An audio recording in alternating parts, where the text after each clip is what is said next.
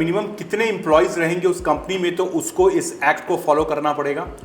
अगर 10 से ज़्यादा एम्प्लॉय है, मान लीजिए 10 एम्प्लॉय है लेकिन कोई फीमेल एम्प्लॉय नहीं है, फिर भी आपको पॉश एक्ट कंप्लाई करना होगा। आप कोई एक्सक्यूज़ नहीं दे सकते। और कितना स्ट्रिक्ट ये लॉ है और क्या नियम है, इसको अगर कोई फॉलो नहीं करती क्या सज़ा का प्रावधान है इसमें? देखिए, मेन होता है कि इंस्टेंटली 50,000 रुपीज़ का आपको पनिशमेंट मिलता है। अगर आप फिर से कंप्लाई नहीं कर रहे हो तो उसमें मैक्सिमम आपका जो होता है वो आपका बिजनेस लाइसेंस या ट्रेड लाइसेंस कैंसिल हो सकता है। और क्या ऐसे भी केस हुए हैं जहां पर नहीं फॉलो करने के कारण बहुत स्ट्रिक्ट पनिशमेंट लगा हो? एक महिला जो कंपनी में काम कर रही है, अगर उसका बॉस या को वर्कर उस पर बुरी नज़र डालता है और कंपनी में ये पॉश एक्ट अगर इम्प्लीमेंट हुआ है तो अब महिला कैसे इसको डील करे और कहाँ अप्रोच करे, किस तरीके से काम करे? सेक्सुअल हैरेसमेंट बहुत सारे हो सकते हैं। फिजिकल हो सकता है, किसी को डायरेक्टली सेक्सुअल फेवर मांग रहे हैं या डिमांड कर रहे हैं जो जॉब में प्रमोशन देने के बदले में। अगर आप एक बिजनेसमैन हैं और आपकी कंपनी में महिलाएं काम करती हैं तो ये वीडियो आपके लिए है, क्योंकि महिलाओं का अगर किसी भी तरीके का सेक्सुअल हैरेसमेंट होता है और उस पर अगर आपकी कंपनी कोई कार्यवाही नहीं करती है या फिर किसी भी नियम का पालन नहीं करती है जो सरकार के नियम हैं, तो हो सकता है कि आपकी कंपनी तक बंद हो जाए और आपका ट्रेड लाइसेंस कैंसिल हो जाए। तो अगर आपकी कंपनी में महिलाएं हैं तो ये वीडियो आपके लिए है, इसे गौर से देखिए और ये समझने की कोशिश करिए कि हम कैसे सरकार के नियमों का इस बारे में पालन कर सकते हैं। और इस बारे में बात करने के लिए आज मेरे साथ शौमिन अली हैं जो कि पॉश कंसल्टेंट हैं। शौमिन, आपका स्वागत है आज हमारे पॉडकास्ट में। Thank you. शौमिन, मैंने वीडियो में सबसे पहले बताया कि फीमेल एम्प्लॉयज़ अगर कंपनी में हैं तो कुछ नियमों का पालन करना पड़ता है जो सेक्सुअल हैरेसमेंट के रिलेटेड हैं। ये कौन से नियम हैं? दिस बेसिकली एक एक्ट है जो स्पेशल एक्ट है जो 2013 में आया था। इनका नाम है पॉश एक्ट 2013, जिनका फुल फॉर्म है prevention of sexual harassment of women at workplace act, जिनका ऑब्जेक्टिव है फीमेल एम्प्लॉयज़ को वर्कप्लेस में सेक्सुअल हैरेसमेंट के अगेंस्ट में एक सेफ वर्कप्लेस प्रोवाइड करना। और ये सारे बिजनेस ओनर के लिए, जो भी बाहर के भी कंपनीज जो इंडिया में काम ऑफिसेज वगैरह है, उनके लिए भी ये लागू होता है। तो शौमिन, जो कंपनीज हैं, ये जो एक्ट है कितना ज़रूरी है किसी भी कंपनी के लिए इस एक्ट को कंप्लाई करना? देखिए, एक स्पेशल एक्ट है जो 2013 में आया था। बिफोर दैट वहाँ पे एक विशाखा गाइडलाइन था, वो जस्ट सुप्रीम कोर्ट ने 1997 में एक लागू किया था एज अ एक्ट कि फीमेल एम्प्लॉयज़ को प्रोटेक्शन देना, कोई भी वर्क प्लेस में कोई भी सेक्सुअल हैरेसमेंट ना हो किसी भी फीमेल एम्प्लॉय के साथ। तो गाइडलाइन था। फाइनली 2013 में सेंट्रल गवर्नमेंट ने एक स्पेशल एक्ट लेके आया जिनको एक पॉश एक्ट बोलते हैं, एंड इट इज़ मैंडेटरी क्योंकि एक स्टैट्यूटरी नॉर्म है जो सारे बिजनेस ओनर, कंपनी ओनर को फॉलो करना होता है। अब जो कंपनी है, मतलब मिनिमम कितने एम्प्लॉयज़ रहेंगे उस कंपनी में तो उसको इस एक्ट को फॉलो करना पड़ेगा? अगर 10 से ज़्यादा एम्प्लॉय है, इरेस्पेक्टिव ऑफ जेंडर न्यूट्रल, मतलब कोई भी जेंडर का एम्प्लॉय हो, लेकिन 10 से ज़्यादा एम्प्लॉय है तो पॉश एक्ट को कंप्लाई करना ही पड़ेगा। अगर ऐसा होता है कि मान लीजिए 10 एम्प्लॉय है लेकिन कोई फीमेल एम्प्लॉय नहीं है, फिर भी आपको पॉश एक्ट कंप्लाई करना होगा। आप कोई एक्सक्यूज़ नहीं दे सकते कि नहीं मेरे कंपनी में तो फीमेल नहीं है, क्यों ये एक्ट मुझे कंप्लाई करना होगा। ऐसा कोई भी एक्ट में मेंशन नहीं है। ये बोला गया है कि 10 से ज़्यादा एम्प्लॉय होगा तो आपका पॉश एक्ट कंपलसरी कंप्लाई करना ही होगा। ये जो पॉश एक्ट है, जैसे आपने कहा कि 10 से ज़्यादा एम्प्लॉयज़ होंगे और पूरे मेल हो तो भी फॉलो करना पड़ेगा। हाँ। लेकिन अगर कंपनी में मेल है, फीमेल नहीं है, तो कईयों का सवाल ये भी आएगा कि फिर सेक्सुअल हैरेसमेंट का केस कैसे उठेगा अगर हर एम्प्लॉय मेल है, फीमेल तो है ही नहीं। देखिए, हो सकता है कि मैं आपके कंपनी विजिट कर रही हूँ, कोई भी कंसल्टेंट हो सकता है, वेंडर हो सकता है, आपका क्लाइंट हो सकता है, एंड उनके कोई फीमेल एम्प्लॉय आपके ऑफिस विजिट कर रहे हैं एंड उनके साथ अगर कोई छेड़छाड़ या सेक्सुअल हैरेसमेंट होता है तो उसके हिसाब से आपको पॉश एक्ट कंप्लाई करना ज़रूरी है। और मुझे ये बताइए कि अगर जो कंपनी इसको फॉलो नहीं करती है उसके लिए क्या क्या नियम्स हैं और कितना स्ट्रिक्ट ये लॉ है और क्या नियम है, इसको अगर कोई फॉलो नहीं करती क्या सज़ा का प्रावधान है इसमें? देखिए, मेन होता है कि इंस्टेंटली 50,000 रुपीज़ का आपको पनिशमेंट मिलता है, जो पेनल्टी देना पड़ता है अगर आपके कंपनी में पॉश एक्ट कंप्लाई नहीं है। पॉश एक्ट कंप्लाई के हिसाब से एक internal committee along with external member रखना ज़रूरी होता है, जो ज़्यादातर कंप्लेन हैंडल करते हैं रिलेटेड विथ सेक्सुअल हैरेसमेंट। अगर एज अ ऑर्गेनाइजेशन आपका वो इंटरनल कमिटी नहीं है, ना ही आपका पॉलिसी है, ना ही आप एम्प्लॉय अवेयरनेस सेशंस करवा रहे हो कि सेक्सुअल हैरेसमेंट क्या होता है, डूज क्या होता है, डोंट्स क्या होता है, अगर आप नहीं कर रहे हो तो उसके हिसाब से 50,000 आपका पेनल्टी हो गया। उसके बाद भी अगर आप फिर से कंप्लाई नहीं कर रहे हो तो उसमें मैक्सिमम आपका जो होता है वो आपका बिजनेस लाइसेंस या ट्रेड लाइसेंस कैंसिल हो सकता है। अब आप इतने सालों से काम कर रही हैं शौमिन, मैं पूछना चाहूँगा कि वैसे कितने सालों से आप पॉश एक्ट को लेकर काम कर रही हैं? 5+ ईयर्स। 5 साल से। तो कई हाँ। ऐसी कंपनियों में आप विजिट करती हैं, जाती होंगी, क्योंकि आप कंसल्टेंट हैं, तो क्या ये सारे लोग कंप्लाई करते हैं लेकिन वहाँ पर चूक हो जाती है लोगों से? और क्या ऐसे भी केस हुए हैं जहाँ पर नहीं फॉलो करने के कारण बहुत स्ट्रिक्ट पनिशमेंट लगा हो? अगर आप देखेंगे तो जैसे वोडाफोन है, वोडाफोन का इंटरनल कमिटी नहीं था पहले, उसके हिसाब से कोर्ट ने उनको 50,000 रुपीज़ का पेनल्टी दिए थे। 2017 में मेदांता हॉस्पिटल इंदौर, उन लोगों का भी इंटरनल कमिटी नहीं था या पॉश एक्ट कंप्लाई नहीं था, 1.5 लाख रुपए का उनको ऑलरेडी चार्जेस पेनल्टी देना पड़ा था गवर्नमेंट को। थर्ड है, रिसेंटली अगर देखेंगे 2-3 महीने पहले स्टैंडर्ड चार्टर्ड बैंक का केस। अच्छा। अगर देखेंगे तो वहाँ पे भी उनको 2.5 लाख का पेनल्टी देना पड़ा क्योंकि उन लोगों का कोई इंटरनल कमिटी नहीं था। इतना ज़बरदस्त वो होता है। यस। अब मुझे ये बताइए कि ये तो रही कंपनीज की बात। अब एक महिला जो कंपनी में काम कर रही है, अगर उसका बॉस या को वर्कर उस पर बुरी नज़र डालता है और कंपनी में ये पॉश एक्ट अगर इम्प्लीमेंट हुआ है, तो अब महिला कैसे इसको डील करे और कहाँ अप्रोच करे, किस तरीके से काम किया जाए? तो बात यह है कि महिला जो है उनको कोई भी सेक्सुअल हैरेसमेंट उनके साथ होता है तो देखिए, सेक्सुअल हैरेसमेंट मतलब ऐसा नहीं है कि सिर्फ किसी को फिजिकली टच करना या विदाउट कंसेंट किसी को टच करना। फिर सेक्सुअल हैरेसमेंट बहुत सारे हो सकते हैं। फिजिकल हो सकता है, किसी को डायरेक्टली सेक्सुअल फेवर मांग रहे हैं या डिमांड कर रहे हैं जो जॉब में प्रमोशन देने के बदले में, या मान लीजिए इंक्रीमेंट के बदले में सैलरी ह्यूज जंप मिलेगा सैलरी में। ऐसे जो होता है कि आप मुझे कुछ दो, उसके बदले में आपको सैलरी मिलेगा या इंक्रीमेंट होगा या प्रमोशन होगा, वो भी होता है। जैसे डायरेक्टली सेक्सुअल फेवर मांगना, किसी को विदाउट कंसेंट आप किसी को टच कर रहे हो, वो भी होता है। किसी को वर्बली भी आप डेरोगेटरी कोई लैंग्वेज यूज़ कर रहे हो या कोई भी बॉडी शेमिंग कर रहे हो, या ऐसे भी होता है जो सेक्सुअल इंटेंशन होता है। तो उसके हिसाब से अगर किसी की कोई महिला के साथ वर्क प्लेस में ऐसा कुछ होता है तो उनको 3 मंथ्स का टाइम मिलता है। उसी दिन का इंसिडेंट को लेकर 3 मंथ्स तक वो कंप्लेंट कर सकती है। उसको डायरेक्टली जाना पड़ेगा इंटरनल कमिटी के पास। ऐसा नहीं है कि वो एचआर के पास जाएंगे। एचआर के पास जाने से कुछ नहीं होता है। She has to go to internal committee. जो इंटरनल कमिटी रहते हैं वहाँ पे प्रिजाइडिंग ऑफिसर रहती है और भी मेंबर्स रहते हैं, एंड एक एक्सटर्नल मेंबर रहना ज़रूरी होता है।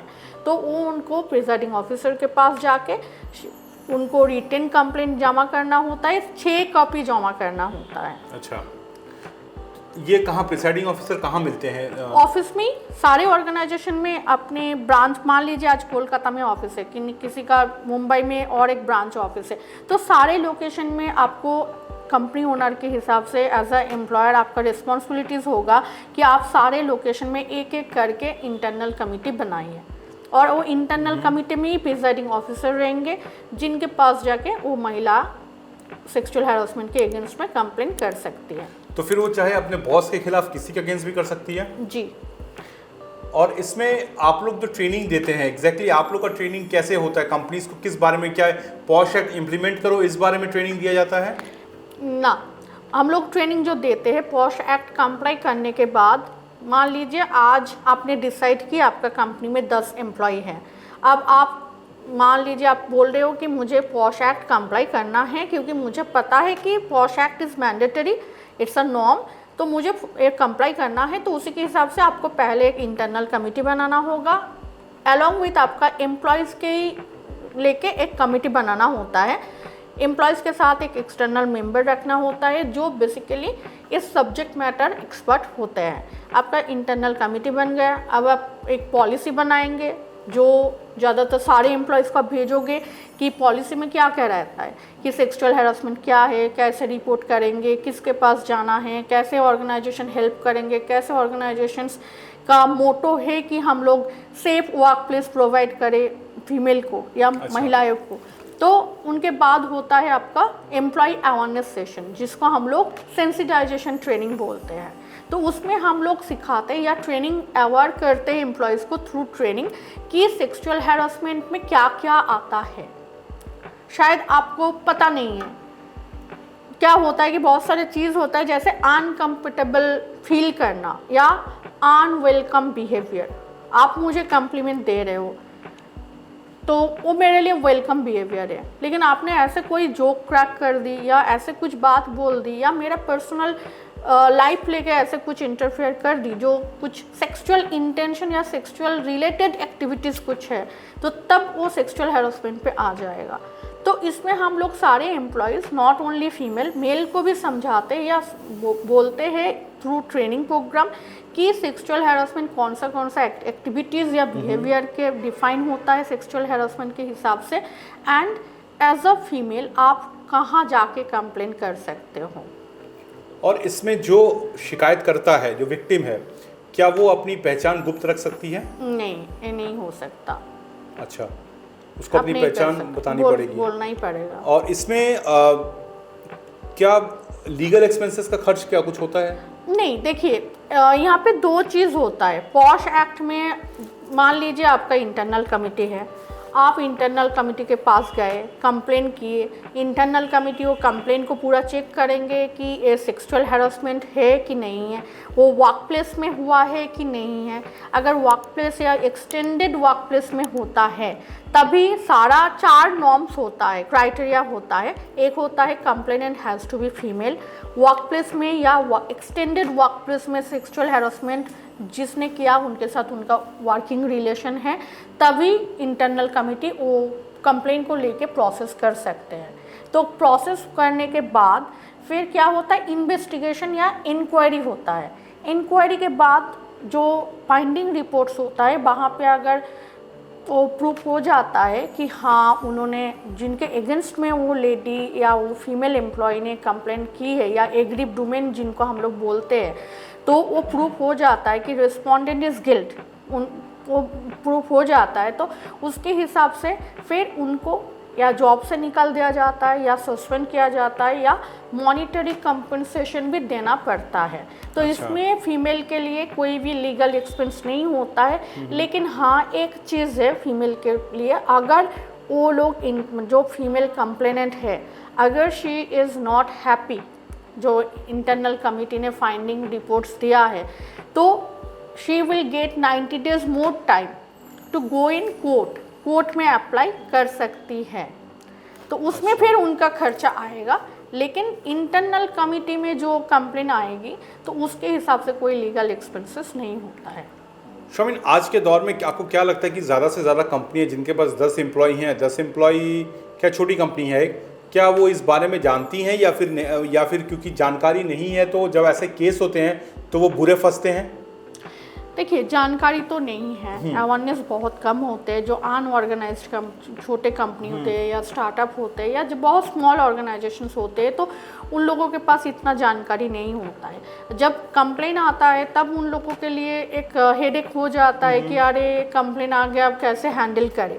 क्योंकि अगर वो फीमेल को पता है कि मेरे लिए एक एक्ट है, एक लॉ है जो मुझे सेफ वर्क प्लेस प्रोवाइड करने के लिए एम्प्लॉय बाउंड है एंड उनको देना पड़ेगा ही, तो उसके हिसाब से फिर ऑर्गेनाइजेशंस के लिए बहुत हालत ख़राब हो जाता है। क्योंकि फिर अगर कंप्लेनेंट चाहती है कि मैं पुलिस में जाऊं तो पुलिस में भी जा सकती है, एंड वो डायरेक्टली तब पॉश एक्ट में नहीं आएगा, वो क्रिमिनल ऑफेंस के अंडर में आ जाएगा। तो उसके हिसाब से ऑर्गेनाइजेशंस के पास भी वही होगा, ऑडिट भी हो सकता है, मतलब पुलिस भी फिर बोलेंगे कि आपका इंटरनल कमिटी कहाँ है, फिर तो बुरे ही फंसेंगे। और इसमें कई बार ऐसा भी हुआ कि कंप्लेन झूठी हो रही हो, क्या ऐसा कई बार हाँ, मैंने खुद हैंडल की है। अच्छा। मेरे लाइफ में तो ऑलरेडी 3 केस है जहाँ पे झूठी प्रूफ हुआ था कि उस लेडी ने जस्ट खुद की पर्सनल ग्रज निकालने के लिए, रिवेंज लेने के लिए, she just made a false complain and after inquiry handling के बाद हम लोगों को पता चला कि she done a false complain. झूठी भी होती है क्योंकि नाउ-ए-डेज ऐसा नहीं है कि वुमेन सेंट्रिक एक्ट है मतलब सब जेन्युइन केस आता है, ऐसा नहीं होता है। तो यहाँ पे भी बहुत मैलिशियस कंप्लेन भी आते हैं। दे थॉट कि चलो मेरे लिए ये एक्ट है, वुमेन सेंट्रिक एक्ट है, तो I can miss use this act. But unfortunately उन लोगों को पता नहीं होता है कि इंटरनल कमिटी अगर अच्छे से पूरा लॉ फॉलो करे, प्रोसेस रूल्स रेगुलेशन फॉलो करे, तो फाइंडिंग्स तो निकल आ ही जाता है कि उन्होंने सच जेन्युइनली शी इज़ विक्टिम और just malicious complain she made. फिर उसको सजा मिलती है कि उसको जी, जो रेस्पोंडेंट अगर गिल्ट प्रूफ होता है, जो सेम पनिशमेंट डिफाइंड होता है ऑर्गेनाइजेशंस के सर्विस रूल में, same punishment comply to female also जो मैलिशियस कंप्लेन करती है। लेकिन अभी तक एक्ट में जो है ऐसा कुछ ये नहीं कि अगर मेल पर कोई अत्याचार हो रहा है ऑफिस में तो उसको वो कहाँ पर एड्रेस करेगा, ऐसा कोई सिस्टम नहीं है पॉश में शायद इसको लेके? जी नहीं, अभी तक तो ऑलरेडी ये फीमेल सेंट्रिक ही है, मेल के लिए कुछ भी नहीं है अनफॉर्चुनेटली। और अब वैसे अब इस कितने केसेस ऐसे डील करती हैं महीने में, हर महीने में? देखिए डिपेंड करता है, जैसे बहुत सारे नाउ-ए-डेज जो सेक्टर से अगर देखा जाए इंडिया में जो रिपोर्ट है लेटेस्ट रिपोर्ट, उसके हिसाब से आईटी, बैंकिंग, एनबीएफसी जो होता है, इनमें बहुत सारे कंप्लेन आते हैं सेक्सुअल हैरेसमेंट के। यस, बहुत सारे आते हैं। रिटेल में भी बहुत सारे कंप्लेन आते हैं। तो वुमेन जो है वर्क प्लेस में भी उतनी साइड पूरे तरीके से सेफ नहीं है, बहुत कुछ सहना पड़ता है उसको। तो जाते जाते आप क्या टिप्स देना चाहेंगी वुमेन को कि कैसे वर्क प्लेस में सेफ रहें आप? जी, मैं एक ही बात कहना चाहूँगी कि please raise your voice, don't frightened. आपके साथ अगर जेन्युइनली कोई भी अत्याचार वर्क प्लेस में हो रहा है तो मैं सजेस्ट करूंगी कि आप आके अपने इंटरनल कमिटी को बताओ। अगर इंटरनल कमिटी नहीं है तो आप अपना एचआर को बताओ। अगर एचआर या इंटरनल कमिटी आपका केस नहीं ले रहे तो you can go to police at any time. Don't think कि सोसाइटी क्या बोलेंगे, मुझे क्या होगा, फिर क्या होने वाला है, मैं कैसे जाऊं। Don't think about it, just raise your voice, give a concern कि नहीं, जो एंड नो मीन्स नो बोलना आप सीखो। That's all. हाँ, मतलब ना का मतलब ना होता है। Yes. तो दोस्तों, शौमिन अली जैसा उन्होंने बताया कि वो पॉश एक्ट पर काम करती हैं और इसके साथ साथ वो कंपनीज को गाइडलाइंस भी देती हैं किस तरीके से पॉश एक्ट को इम्प्लीमेंट किया जाए, क्योंकि अगर आप इसे हल्के में लेते हैं तो इसके जो रिपरकेशंस हैं, इसकी जो इम्पैक्ट है वो बहुत भयंकर होगा, जहां आपका ट्रेड लाइसेंस तक जा सकता है और आपको भारी भरकम फाइन लगेगा, वो अलग लगेगा, और बेइज्जती होगी वो अलग से होगी। तो शौमिन अली से आप अगर इस बारे में पूरा समझना चाहते हैं तो उनका नंबर हम ऑलरेडी आप देख रहे हैं, स्क्रीन पे शेयर कर रहे हैं। उनसे बात करिए कैसे इस एक्ट को इम्प्लीमेंट किया जाए, ताकि महिलाएं एम्प्लॉयज़ आपकी कंपनी में हैं या चाहे नहीं है उससे फ़र्क नहीं पड़ता है, लेकिन आपकी कंपनी सेफ रहे, ये हमारा मकसद है। बहरहाल Shaumin ji, thanks for coming to the studio. And इसके साथ साथ जाते जाते ये कहता जाऊं कि अगर आप एक मैन्युफैक्चरिंग यूनिट चलाते हैं और या फिर एक बिजनेसमैन हैं और अपने मुनाफे को डबल करना चाहते हैं तो ये वीडियो हमारा ज़रूर देखिए, जहां पर महज आप एक सॉफ्टवेयर की मदद से अपने मुनाफे को डबल कर सकते हैं। तो ये वीडियो देखिए, इसका लिंक यहाँ दिया गया है और डिस्क्रिप्शन बॉक्स में भी दिया गया है। वीडियो अच्छा लगे तो मेरे इस चैनल चल जीनियस को लाइक, सब्सक्राइब और कमेंट ज़रूर करिएगा। मिलेंगे एक और वीडियो में से ही।